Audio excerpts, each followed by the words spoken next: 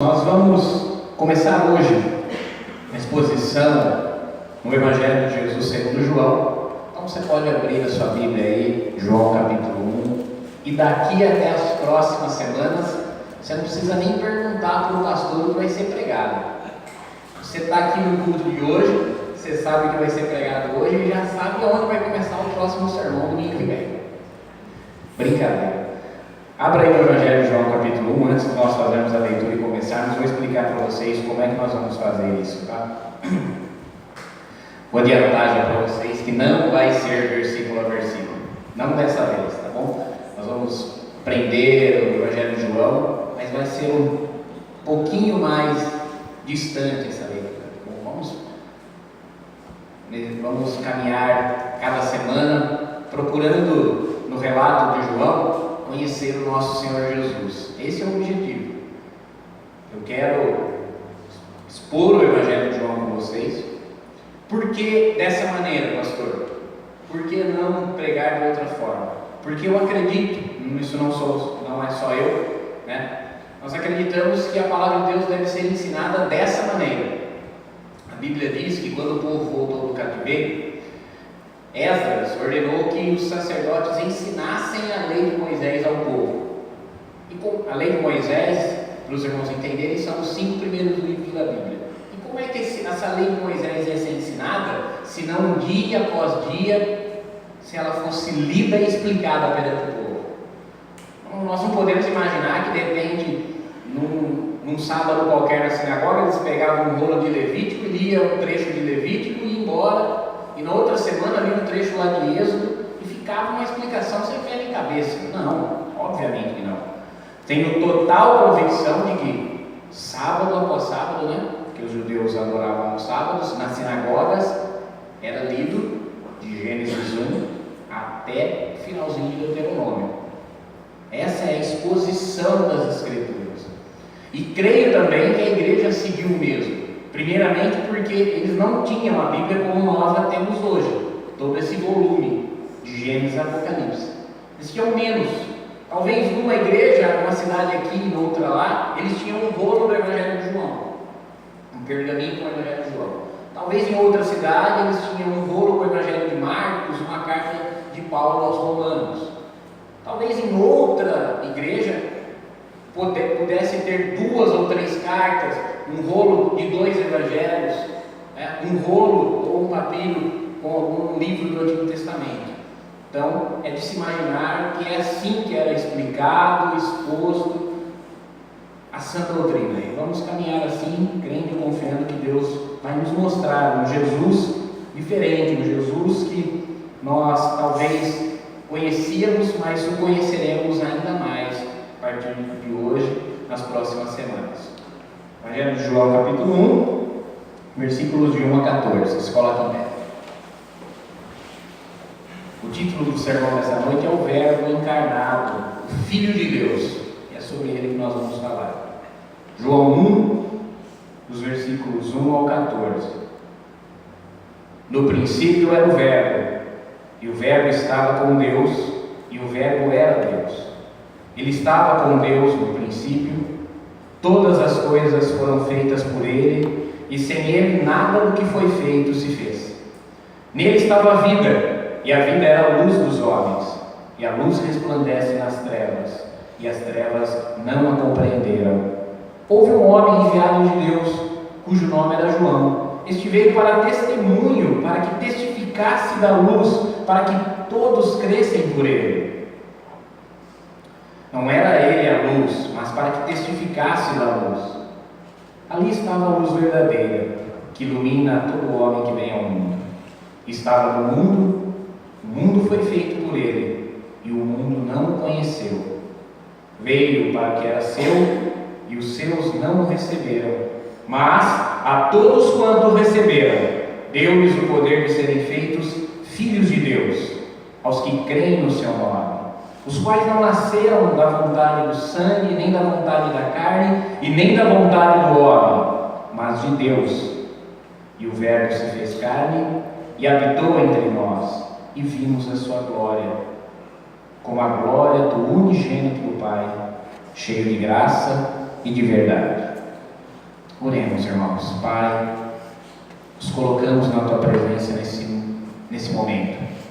Somos gratos pelo grande privilégio de ouvirmos a Tua palavra e podermos testemunhar, testificar dela, apregoá-la livremente.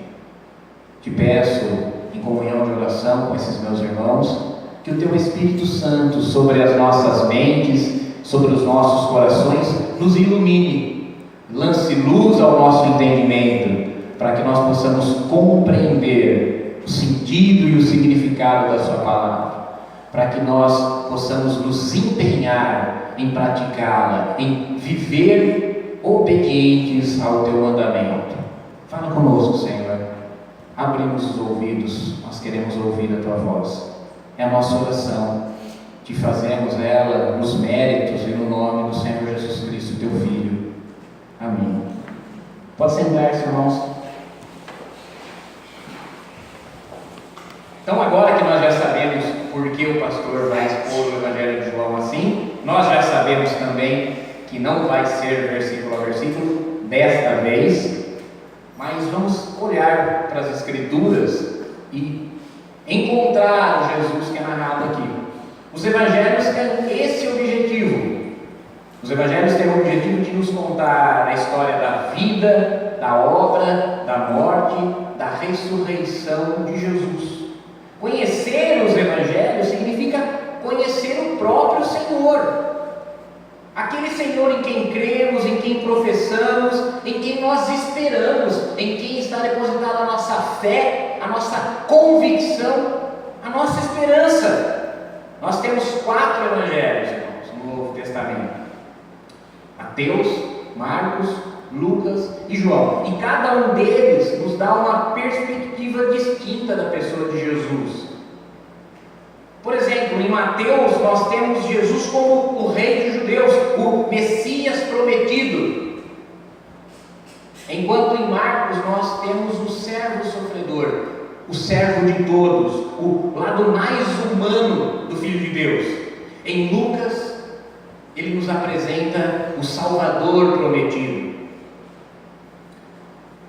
Esses 3 evangelhos primeiros que nós temos aqui, eles são chamados de evangelhos sinóticos, ou seja, que olham junto. Eles narram praticamente o mesmo momento histórico e os mesmos eventos. Eles olham juntos, mas eles olham de ângulos diferentes, claro. É como se todos nós testemunhássemos, eu sempre dou esse exemplo, um acidente ali na rotatória da La Paz com a Avenida Brasil. Testemunhássemos ali um acidente. Eu, Maide e Ana Gabriela. Ana Gabriela testemunhou de lá de cima da sacada da casa dela. Maide testemunhou de lá da parada obrigatória. E eu estava ali na Solon e vi isso. O acidente foi bem ali na Solon, bem ali na esquina. E nós todos vamos contar o que nós vimos. Eu, porque estava mais perto, de repente vi alguns detalhes que eles não pegaram. Mas a Ana Gabriela, que estava lá de cima, viu o carro que vinha pela Avenida Brasil quando ele vinha desde lá de baixo. Ela pode dizer se ele estava em alta velocidade ou não. A Maide, que viu de lá da parada obrigatória, talvez teve a visão encoberta por causa das árvores que tem na frente da loja. Porém, quando nós somamos todos esses testemunhos, então nós temos um relato verdadeiro. Não é idêntico, e ele não é idêntico propositalmente, porque ele está sendo narrado com verdade por pessoas diferentes. Os 4 evangelhos nos dão isso. 2 dos evangelistas eram testemunhas oculares. Mateus era um dos 12 e João também um dos 12. Lucas fez um trabalho de investigação, um trabalho de historiador.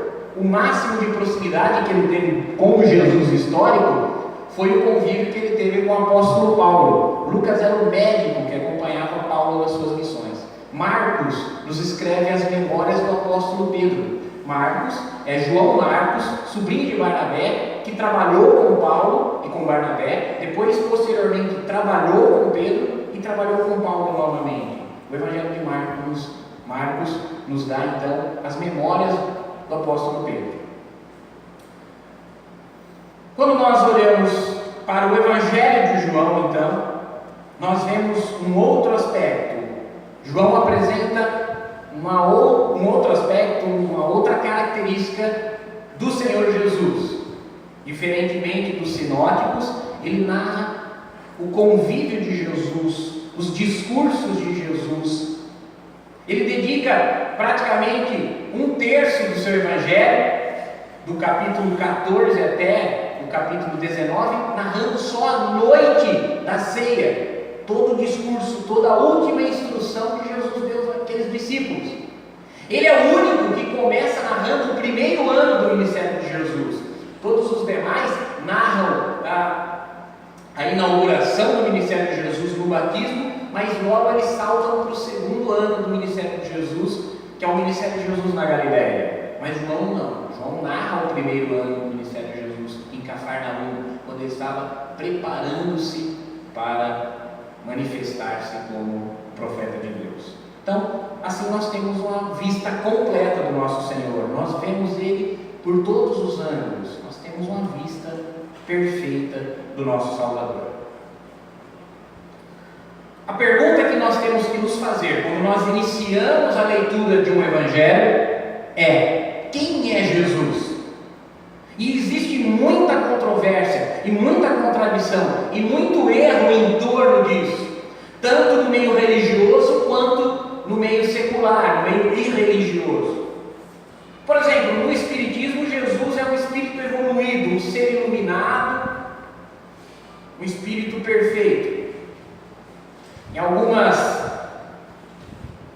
seitas, como a Igreja Mórmon ou a Testemunha de Jeová, Jesus é um ser. A Testemunha de Jeová, Jesus é um anjo superior criado por Deus, o primeiro anjo criado por Deus. Nos Mórmons, Jesus é um Deus. Os Mórmons acreditam que cada espírito evoluído é um Deus. Esses 3 deuses do mormonismo, que eles entendem ser o Pai, o Filho e o Espírito Santo, são 3 seres distintos, não eternos. No meio secular, alguns pensam que Jesus é um mito, como Hércules, como Aquiles. Outros pensam que Jesus foi um homem histórico, porém os discípulos aumentaram tanto aquilo que eles contavam a respeito de Jesus.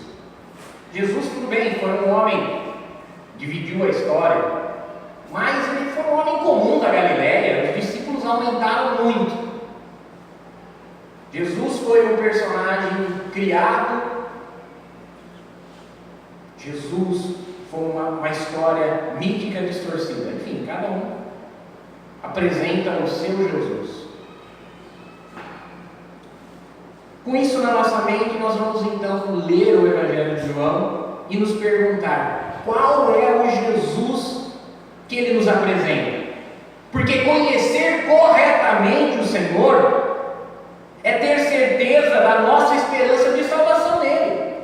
Se ele é realmente o Filho de Deus, se ele realmente morreu numa cruz no nosso lugar, se ele realmente ressuscitou dos mortos, se ele apareceu infalivelmente para os seus discípulos, se ele foi visto pelos seus discípulos subindo aos céus, assentando-se à direita da majestade de Deus. Porque se isso não é verdade, a nossa fé é vã. Mas se isso que os evangelhos narram é a verdade, então a nossa esperança está segura. Repito, não será uma exposição exaustiva, versículo a versículo, bem que eu queria, mas ainda não vai ser dessa vez. Será um passeio panorâmico ao longo dos 21 capítulos, que nos permita ver e entender a pessoa e a obra do Senhor das nossas vidas. Então, o evangelista João começa narrando Jesus diferente de todos os outros. Enquanto Mateus e Lucas começam narrando Jesus do seu nascimento humano, Marcos do início do seu ministério, João vai para um momento um pouco diferente. João começa dizendo assim: no princípio. Essa expressão nos leva lá para Gênesis 1 e 1. No princípio criou Deus os céus e a terra. Mas no princípio é ainda antes da criação do mundo, é um momento de tempo antes da existência de todas as coisas, antes do universo ser criado. Jesus é desde a eternidade. Logo, ele não é nenhum ser, nenhuma criatura criada, seja anjo, seja homem. Jesus é eterno. É esse Jesus que nós estamos conhecendo, que é antes, desde a eternidade passada. Ele diz: no princípio era o Verbo, ou no princípio era a palavra. Esse título que é dado a Jesus foi escolhido por João propositalmente para conectar o pensamento grego dos seus dias com a fé judaica. Como João escreveria um evangelho para não-judeus, para gregos, para gentios, para pagãos, de maneira que eles compreendessem qual é a amplitude, qual é a magnitude do Deus verdadeiro. Jesus é descrito por João como a palavra eterna de Deus. A palavra grega de que origina essa palavra é a mesma palavra que dá origem para nossas palavras em português, como lógica, logia, né? Sabe o sufixo logia? Logia, depois de sociologia, biologia, ou mesmo a palavra lógica, é a mesma palavra que João aplica aqui, que nós lemos como o verbo, a palavra. Ela é aqui usada no sentido de expressão completa de Deus, expressão total. É mais do que simplesmente uma ideia ou um corpo de ideias, é mais do que sabedoria, é a expressão completa de Deus. Ninguém pode se comunicar se não usar linguagem, irmãos, seja a linguagem falada, linguagem escrita, ou mesmo que seja por sinais. É impossível comunicar-se sem linguagem, e Deus demonstrou muita preocupação, especial preocupação em cuidado com o seu povo, porque Ele escolheu revelar-se pela palavra, principalmente pela palavra escrita. Não há outro povo no mundo, além do povo de Deus, que tenha as orientações, os mandamentos, a vontade do seu Deus dada por escrito e preservada ao longo de milhares de anos. Mas nós temos, o nosso Deus preocupou-se com isso. Jesus é, portanto, a personificação da palavra de Deus. A palavra a que João se refere, no princípio era a palavra, no princípio era o verbo, não é um conceito, não é uma força, não é uma energia, é uma pessoa. Tem personalidade, tem vontade. Ele diz: a palavra estava com Deus e a palavra era Deus. E isso é uma identificação maravilhosa e misteriosa para nós, da natureza divina do Verbo. Porque fica claro, quando nós olhamos para o texto, que se trata de duas pessoas distintas. Deus é uma pessoa e a palavra é outra pessoa, mas é um único ser, porque a palavra estava com Deus e a palavra era Deus. E depois nós vamos descobrir, 1 João 5,7, que são três que dão testemunho no céu: o Pai, a palavra e o Espírito. Esses três são um. Não são três deuses, é um Deus. São três pessoas. Não são um mais um igual a três. São um vezes um igual a um. Versículo 3, ele diz que o Verbo é o Criador de tudo. Tudo que existe, existe pelo Verbo. E nós vemos isso no relato da criação. Quando Deus diz: haja luz, a palavra de Deus faz trazer à existência as coisas.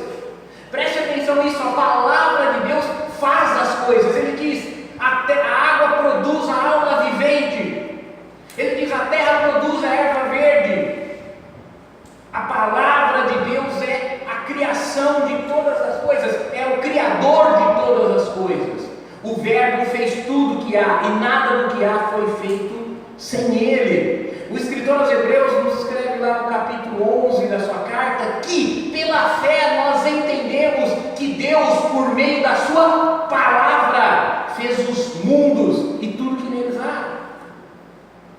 Jesus é o Deus Criador.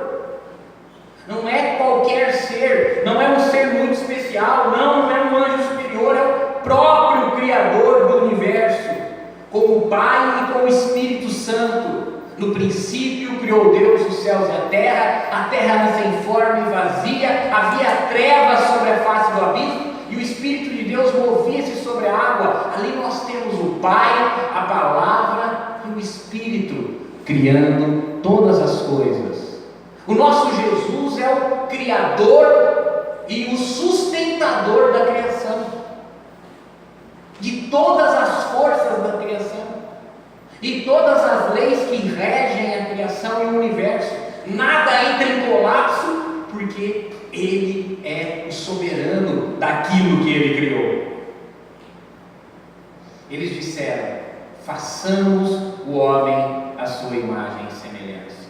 Façamos no plural, o Pai, a Palavra e o Espírito. Mas quando Moisés refere-se, ele diz: e criou Deus o homem no pó da terra. Criou no singular, Ele criou, não eles criaram. Esse é o nosso Jesus, o Criador dos céus e da terra. Nele estava a vida, versículo 4.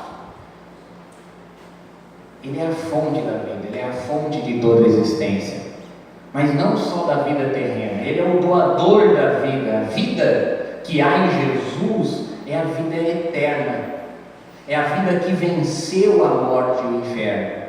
A vida que pertence a Jesus é aquela vida que foi perdida por Adão no paraíso, mas que foi reconquistada para nós no Calvário.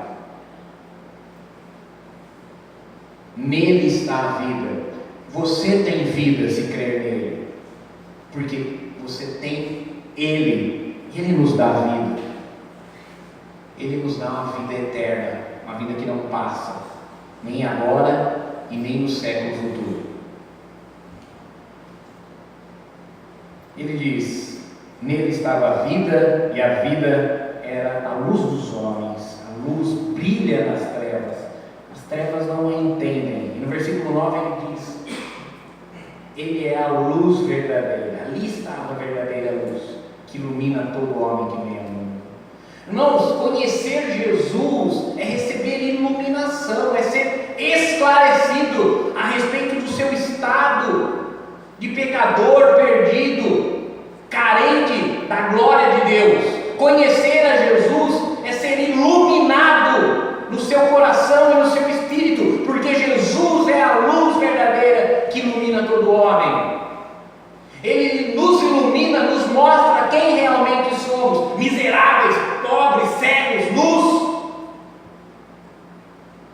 E nos mostra que Ele é o caminho, e Ele ilumina esse caminho para nós.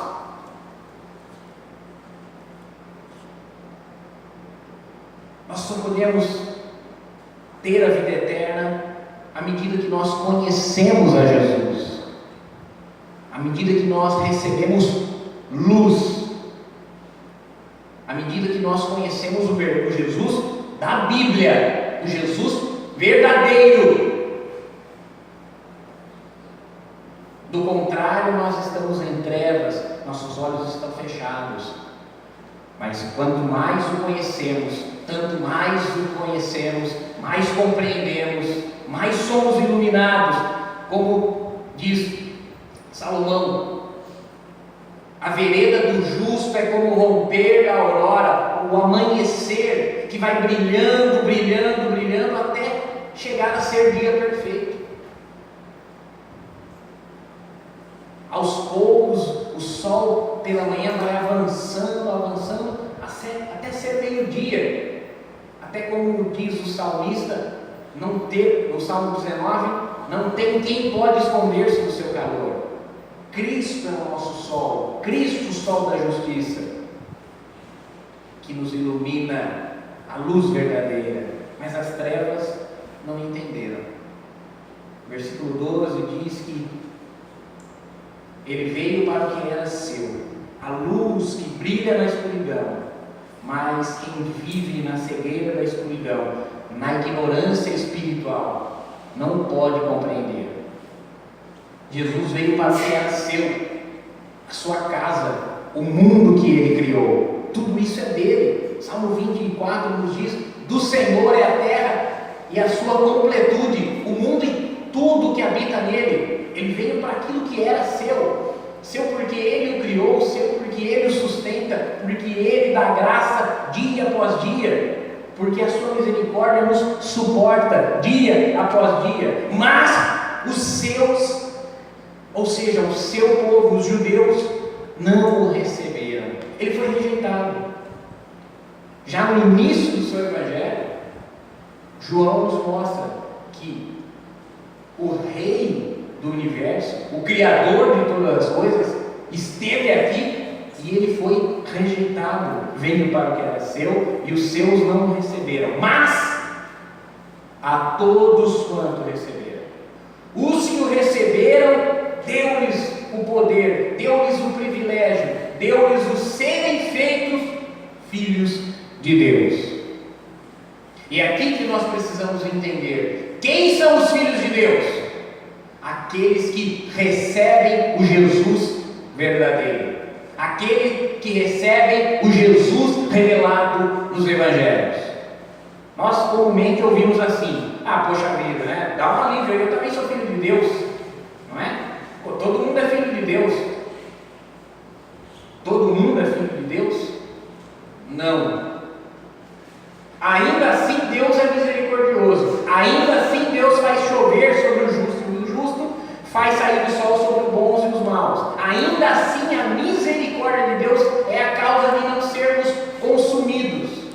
Mas filho, quem pode chamá-lo de pai? Quem recebe alimento, cuidado, proteção, provisão, disciplina, como de pai para filho? Somente aqueles que receberam a Cristo, a luz verdadeira que ilumina todo homem. Aqueles que não são nascidos da vontade do sangue, da vontade da carne, da vontade do homem. Ser filho de Deus não está relacionado a ter um laço de sangue, a pertencer a um nascimento de uma família, de um povo específico, como os judeus acreditavam. Os judeus acreditavam que por serem judeus, por serem filhos de sangue de Abraão, eram o povo de Deus. Quando eles veem o batismo de João no deserto, João diz assim: raça de víboras, quem vos ensinou a fugir da ira futura? Não presumais, não imaginem de vocês mesmos dizendo: ah, somos filhos de Abraão, porque se Deus quiser, Ele pode dar dessas pedras filhos a Abraão. Mas os filhos verdadeiros são os filhos da fé, que não são nascidos do sangue, da vontade da carne, da vontade de homem algum, mas da vontade de Deus. Deus dá a regeneração, o novo nascimento. Seus pais deram-lhe o nascimento da sua carne, deram-lhe o seu primeiro nascimento. Mas a menos que você receba a vida e o nascimento do Espírito, menos que você nasça de Deus, porque os filhos de Deus são nascidos da vontade de Deus. É um nascimento espiritual que resultará em fé, em arrependimento, em conversão. Quem nasceu de novo, nasceu para uma nova vida, vive de outra maneira que não a velha vida, a maneira da velha criatura, com os velhos hábitos, os velhos gostos, os velhos desejos, as velhas vontades. Mas ele vence o mundo, ele vence o velho homem, vence a tentação, porque todo aquele que é nascido de Deus não peca, não vive pecando. O homem natural peca, e a menos que o pecado cause-lhe um prejuízo pessoal, ele não se arrepende. Mas quando o pecado causa-lhe uma perda, então ele se arrepende, uma tristeza segundo o seu coração, para o remorso e para a morte. Um exemplo disso nas Escrituras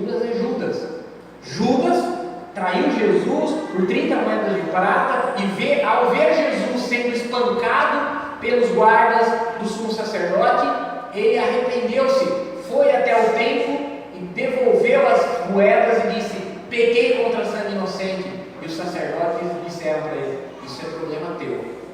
E ele, arrependido, foi enforcar-se. Mas aquele que é nascido de Deus recebe uma tristeza segundo Deus pelo seu pecado. Esse arrepende-se para a vida. Há um exemplo semelhante. Pedro.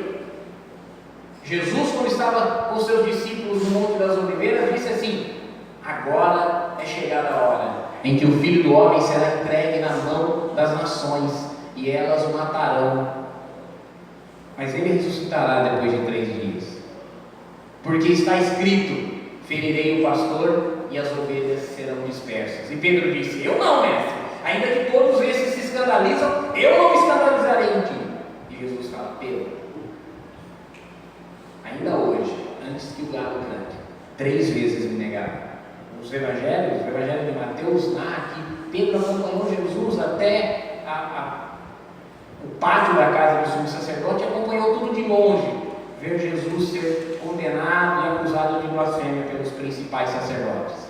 E quando ele estava ali aquentando-se perto da fogueira, as pessoas chegaram perto dele e falaram assim: você anda com Jesus, você é dos nazarenos. Ele: não, nem sei quem é esse homem, não sei o que você está falando, não. Mais tarde vem alguém e diz assim: não, é assim. Você também é galileu? Não, homem, eu sei o que você está falando. E mais uma vez outra pessoa diz assim, chega até ele e diz assim: você é um deles, o seu sotaque te condena, você também é galileu. E ele diz: não, eu juro, não conheço. E nessa hora o galo canta. E a Bíblia diz que ele lembrou-se das palavras de Jesus e chorou amargamente. Mas o choro e o arrependimento, segundo Deus, nos leva a estarmos quebrados diante de Deus por causa do nosso pecado e sermos reconciliados por meio da confissão.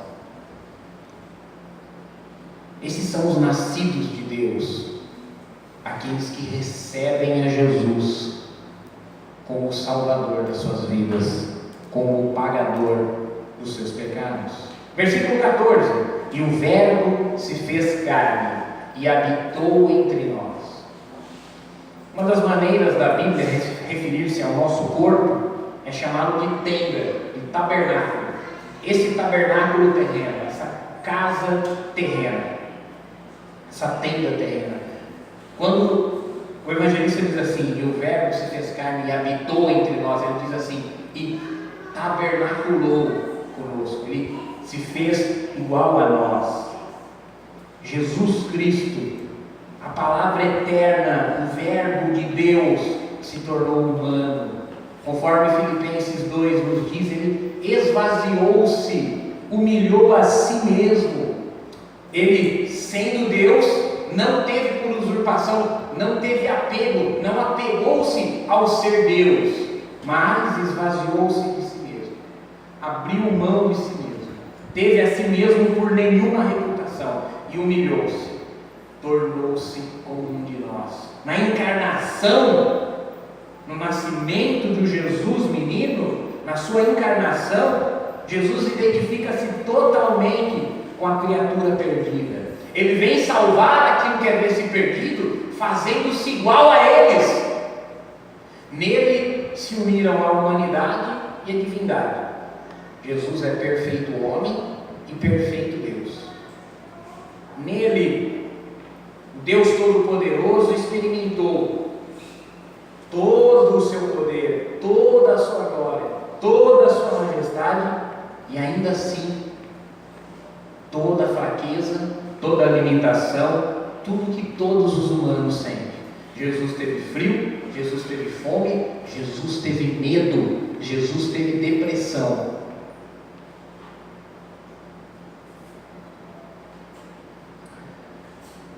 O Verbo se fez carne e habitou entre nós. As pessoas não se dão conta de como isso é grave, de como o assunto é sério, irmãos. O Verbo se fez carne e ele habitou aqui na terra. Ele veio viver aqui na terra. O dono do mundo veio no mundo e o mundo estava em desordem. Você que é empregado, imagina, o seu patrão se retira, deixa o negócio aos seus cuidados, e você bagunça tudo e o seu patrão chega. Aí gela o seu coração, aí você gagueja, você procura uma desculpa. O dono do mundo veio aqui e ninguém fez caso da presença dele aqui. Ninguém fez caso. Os homens não se deram conta. Mas aquele que veio uma vez, morreu, ressuscitou, está sentado agora à direita da majestade de Deus e aguarda, porque ele virá segunda vez. E quando ele vier, a Bíblia diz que ele será juiz de vivos e de mortos. A primeira vez ele veio em fraqueza, a segunda vez ele virá em glória. A primeira vez ele veio como advogado, na segunda vez ele virá como juiz. As pessoas vivem as suas vidas, as pessoas, como diz a Escritura, casam-se, dão em casamento, compram, vendem, negociam, vivem e agem como se nada mais importasse além do seu próprio umbigo. Mas os que conhecem o Jesus de verdade, quem conhece o Jesus da Bíblia, esses vivem vigilantes, aguardando o encontro com o seu Senhor. Irmãos, Jesus disse: mas daquele dia e hora ninguém sabe, nem os anjos do céu, unicamente o meu Pai. Ele disse: ser vigilantes, porque vocês não sabem a hora que há de vir o seu Senhor. Quem é o servo prudente que o seu Senhor constituiu sobre os seus bens, sobre os seus interesses, sobre a sua casa, e ele está trabalhando arduamente, feliz, bem-aventurado, abençoado é o servo que o seu Senhor, quando vier, o encontrar trabalhando assim. Mas se aquele servo disser no seu coração: ei, meu Senhor tarde vem, e começar a espancar os seus servos, então virá o Senhor daquele servo, num dia em que ele não sabe, numa hora em que ele não espera, e ele lançará o servo mau e negligente nas trevas exteriores. Ali haverá pranto e ranger de dentes. Mas hoje nós estamos aqui, e nós podemos conhecer o Jesus verdadeiro, e podemos estar preparados, vigilantes, para nos encontrar com o nosso Senhor, diferente daqueles que não o receberam. Nós o recebemos, por fé nós cremos no seu nome, nós somos os filhos de Deus, os que creem no nome de Jesus. João encerra essa sessão dizendo assim: e nós vimos a sua glória, nós vimos a glória do Filho de Deus, nós vimos a glória do Verbo de Deus, cheio de graça e de verdade. Conhecer a Jesus, conhecer o Jesus apresentado pelos Evangelhos, nos dá a oportunidade de vermos brilhar a luz verdadeira. Vimos a sua glória, a manifestação da luz do Filho de Deus. Em Cristo manifestou-se em carne toda a glória divina. João não está nos falando de algo que ele ouviu falar, ele está nos testemunhando de algo que ele viu, não que ele ouviu de alguém. Aquilo que vimos e aquilo que conhecemos, isso testificamos, isso anunciamos para vocês. Em Cristo habitou completamente a divindade. No corpo humano de Cristo, toda a glória e a majestade de Deus esteve o tempo todo diante daqueles discípulos, diante daqueles homens. Nas suas obras nós vemos expressa toda a graça, toda a misericórdia. Vimos a sua glória cheia de graça, cheia de favor. Graça é um favor que nós não merecíamos. Eu já expliquei isso quando expus Efésios, mas veja bem, irmãos, se vem um pedinte na porta da sua casa, te pede um prato de comida, e você dá esse prato de comida para ele. Você está fazendo um favor a ele que ele não merecia. Mas isso ainda não é graça. Graça seria se esse mesmo pedinte tivesse te assaltado 20 minutos atrás. Graça é fazer um favor quando ao invés de mérito, há demérito. Deus não somente nos fez um favor que nós não merecíamos, mas nos deu uma graça e uma retribuição contrária ao juízo que nós merecíamos. E nós merecíamos condenação e Ele nos deu liberdade. Nós merecíamos morte e Ele nos deu vida. Nós merecíamos juízo e Ele nos deu justiça. Vimos a sua glória, misericordioso. Tudo que Jesus falou, tudo que Jesus ensinou, tudo que Jesus fez, expressou quão misericordioso, gracioso é Deus para nós, cheio de graça e verdade. Não qualquer verdade, não uma verdade. Ah, pastor, mas essa é a sua verdade. O outro camarada tem a verdade dele. Não, esse relativismo não é verdadeiro. Cheio de graça e de verdade. A verdade. Jesus disse: eu sou a verdade. Eu sou a verdade.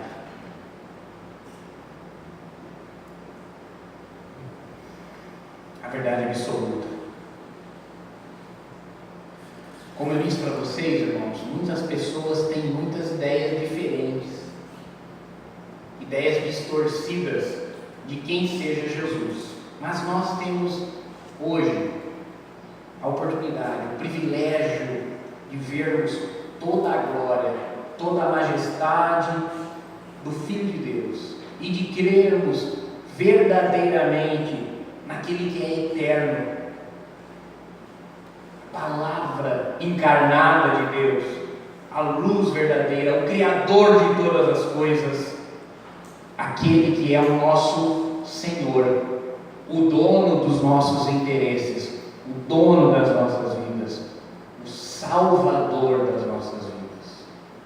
Oremos a Deus que nós possamos olhar para as Escrituras e ver verdadeiramente quem é Jesus, conhecermos realmente o nosso Senhor. Se coloque em pé, eu quero orar por vocês, quero orar com vocês.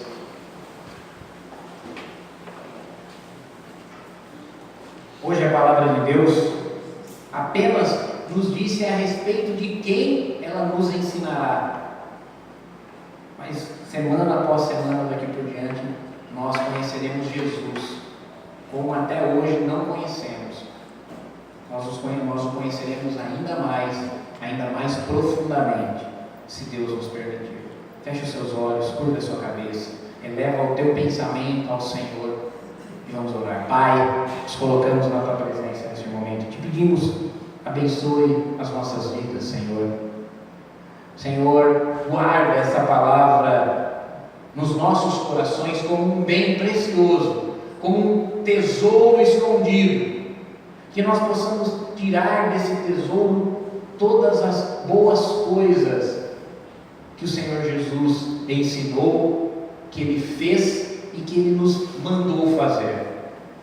Senhor, que nós possamos olhar a Tua santa palavra, Pai, e ver o Teu Filho nela, ver o nosso Senhor, o nosso Salvador Jesus, o soberano do universo, o Senhor das nossas vidas. Possamos nos maravilhar de ver o Teu Filho, possamos nos impressionar com a glória que Ele tem, possamos desejar estar com Ele, segui-lo, estar na Sua presença a cada dia, mais e mais, sermos fiéis discípulos, seguidores, aprendizes daquele que é tudo em todos. Pai, guarda essas palavras, aplica ela na vida dos meus irmãos, que eles possam tornar-se mais parecidos com o Senhor, mais parecidos com o Teu Filho. Senhor, despede-os em segurança aos seus lares, abençoe a semana de cada um, suas famílias, seus negócios, Senhor, e que nós possamos estar sempre reunidos na Tua presença, todas as vezes, para a glória do Teu nome, para conhecê-lo mais e aprender mais de Ti. É a nossa oração, nosso clamor, que nós dirigimos a Ti no nome do Senhor Jesus Cristo, Teu Filho. Amém e amém. Levante suas mãos para os céus, irmãos. Que a graça do Senhor Jesus Cristo, o amor de Deus e a comunhão com o Espírito Santo esteja com todos nós, hoje e sempre, e todos digam amém. O culto está encerrado, irmãos, vão em paz, o Senhor nos acompanhe. Vocês podem encerrar agora com uma oração silenciosa.